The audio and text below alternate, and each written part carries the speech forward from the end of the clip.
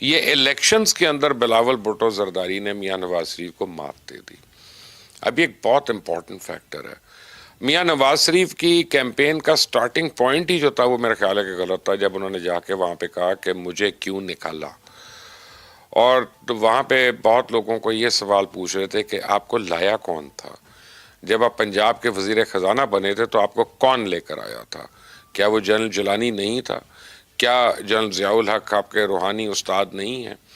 کیا جنرل ضیاء الحق آپ کے سیاسی کیا کہتے ہیں آپ، آئیکن کہیں گے نہیں، مینٹور، سیاسی مینٹور نہیں ہے؟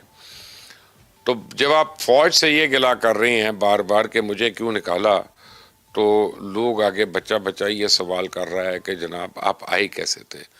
آپ کتنی باری وزیر اعلیٰ بنے؟ آپ 3 باری وزیر اعظم بن گئے، آپ کے بھائی 2 دفعہ وزیر اعظم بن گئے، آپ کی بے صاحبزادی جو ہیں وہ وزیر اعلیٰ ہیں پاکستان کے سب سے بڑے صوبے کی، آپ کے سگا بھتیجا اس سے پہلے وزیر اعلیٰ تھا پنجاب کا.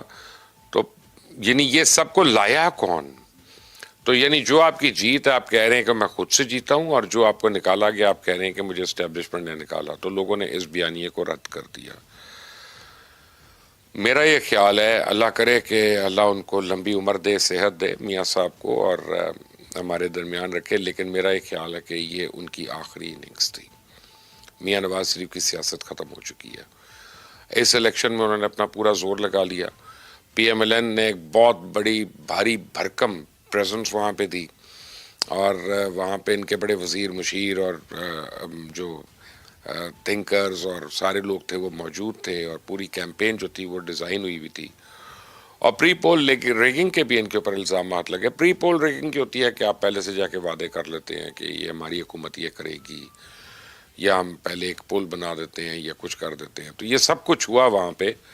اس کے باوجود پیپل سو تھرو اٹ، اور انہوں نے وفاق کی حکومت کے اوپر اعتبار نہیں کیا، اور انہوں نے کہا کہ ہم نے اپوزیشن کی اس جماعت کو یعنی پاکستان پیپلز پارٹی کو ہم نے ووٹ دینا.